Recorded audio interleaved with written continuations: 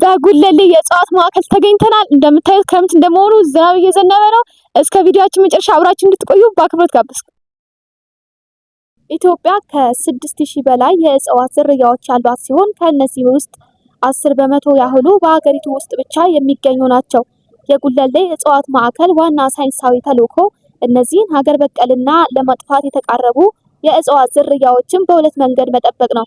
አንደኛው ከተፈጥሮ አካባቢያቸው ሳይለዩ እዚያው መጠበቅና ሁለተኛው ደግሞ ከተለያዩ የሀገሪቱ ክፍሎች አጥቶ በማዕከል ውስጥ የማላመድ ስራ ነው። እንግዲህ ጉለሌ የእጽዋት ማዕከል በ2003 ዓ.ም በኩማ ደመቅሳ ተመርቆ ተከፍቷል። ይህ የሚያምርና ውብ ስፍራ በ2003 ዓ.ም ነው የተመሰረተው ማለት ነው። እነዚህ የተከፋፈሉ የምርምር ቀጠናዎች ሳይንቲስቶች የእጽዋትን ዘረመል ወይም ጄኔቲክ ዳይቨርሲቲ የሚጠብቁባቸው ስፍራዎች ናቸው። እንደ ዝግባ፣ ጥድ እና ኮሶ ያሉ ታሪካዊና መድኃኒትነት ያላቸው የኢትዮጵያ ዝርያዎች እዚህ ማዕከል ውስጥ በሳይንሳዊ ዘዴ እንዲያገግሙና እንዲባዙ ይደረጋል። እንደሚታወቀው ይህ ማዕከል ከሽርሽር እንዲሁም ከመዝናናት ባሻገር ዝርያቸው በሰው ሰራሽ የሚሆን በተፈጥሮ ምክንያት ሊጠፉ የተቃረቡ ሀገር በቀል የሆኑ እጽዋቶችን ለማሳደግ፣ ለማብዛት እንዲሁም በጥናት ለመደገፍ የተቋቋመ ነው። እነዚህ ሀገር በቀል እጽዋቶች ለሀገር በቀል ሕክምና፣ ለምግብነት እንዲሁም ደግሞ ስነ ምህዳሩን ለመጠበቅ ያላቸው አስተዋጽኦ እንዲሁም ሚና በሳይንቲስቶች ሌት ተቀን በጥልቀት ይጠናሉ። እነዚህ የደን መሬቶች የአፈር መሸርሸርን ይከላከላሉ። ዛፎች በስራቸው አፈርን አጥብቀው በመያዝ ወደ ታችኛው የከተማዋ ክፍል ሊወርድ የሚችልን የጎርፍ አደጋና ደለል በከፍተኛ ሁኔታ ይቀንሳሉ። ማዕከሉ የከተማዋን የስነ ምህዳር ጤና የሚጠብቅ ተፈጥሯዊ መሐንዲስ ነው ማለት ይቻላል። በአሁኑ ሰዓት ዓለማችን እያጋጠማት ላለው የአየር ንብረት ሙቀት መጨመር ትልቁ መፍትሄ ካርቦንን ልቀትን መቀነስ ነው። የጉለሌ እጽዋት ማዕከል በዚህ ረገድ ትልቅ ሳይንሳዊ ሚና አለው። እዚህ ግቢ ውስጥ ያሉ በሚሊዮኖች የሚቆጠሩ ዛፎች ከፍተኛ መጠን ያለው ካርቦን ዳይኦክሳይድ ከአየር ላይ በመምጠት በግንዳቸውና በስራቸው ውስጥ ያከማቻሉ። ይህ ሂደት በሳይንሱ ካርቦን ሲኩዌስትሬሽን ይባላል። ይህ ማዕከል ለአዲስ አበባ ከተማ ንጹህ ኦክሲጅን በነፃ የሚያመርት ግዙፍ የተፈጥሮ ፋብሪካ ነው።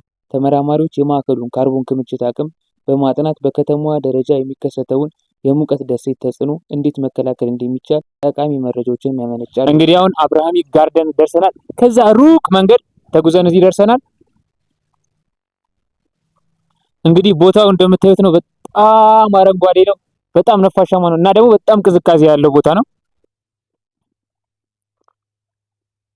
አሁን በጉለሌ የምናደርገው ጉዟችን እንደቀለለ አሁን ላይ ሰሜን በር ጋር ደርሰናል። እዚህ ስንደርስ ከታዘብናቸው መካከል ጉለሌ እጽዋት ማዕከል ለመዝናናትነት በተጨማሪ ለልደት፣ ለሰርግ፣ የተለያዩ ፎቶ የሚነሱበት አጋጣሚ መሆኑን ታዘበናል። እንደምታዩት ከኋላ ለልደት ፎቶ እየተነሱ ነው ያሉትና ከላይ በኩል ደግሞ ለመስክ ፎቶ እየተነሱ ያሉበት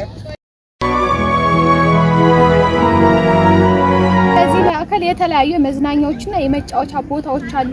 እንዲመታችሁ ከልጆቻችሁ ጋር መጫወት ትችላላችሁ። እኔ በጣም ፈሪ ስለሆንኩኝ ወረድኩኝ። ልጆቻችሁን አስቀምጣችሁ እዚህ ጋር ቁጭ ብላችሁ መጫወት ትችላላችሁ። የተለያዩ መጫወቻዎች እንዲሁም መዝናኛ ቦታዎች እዚህ ይገኛሉ።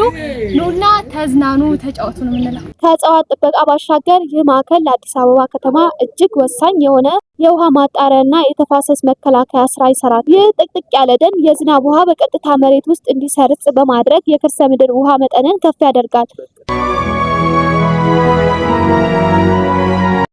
የጉለሌ እጽዋት ማዕከል የተፈጥሮ ውበትና የሳይንሳዊ ጥምረት ውጤት ነው። ለወደፊቱ የሀገራችን የስነ ህይወት ምርምር ማዕከል በመሆን የአየር ንብረት ለውጥን ለመቋቋም የምናደርገውን ጉዞ በሳይንሳዊ እውቀት የሚመራም ተቋም ነው።